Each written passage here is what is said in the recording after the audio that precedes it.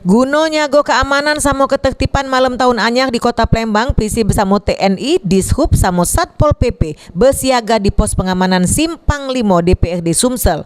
Untuk lebih jelas, kita selik pantauan tim liputan di Simpang 5 DPRD Sumsel. Baiklah pemirsa PAL TV, dapat aku lapor ke di malam tahun anyar ini. Sekarang yang sedang ada di Simpang 5 DPRD, terselip banyak kendaraan yang lewat, namun lalu lintas tetap lancar. Dan di sini juga tidak katik penutupan jalan sama pengalihan arus di antara Jalan POM, Jalan Radial, Jalan Angkatan 45 sama Jalan Kapten Arif Pai. Dan di sini juga menyediakan gerai vaksin. Bagi warga Palembang yang nak divaksin secara gratis, bisa langsung datang ke Simpang 5 DPRD, tapi vaksinnya cuma sampai jam 2 siang.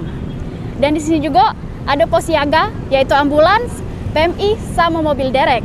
Dari informasi yang kami dapat sudah ada lebih dari 20 personil yang terdiri dari 5 polisi, 5 Dishub, 2 TNI, sama 9 Pol PP. Demikian yang bisa aku lapor ke Siti Ramadhania Mulyadi melaporkan.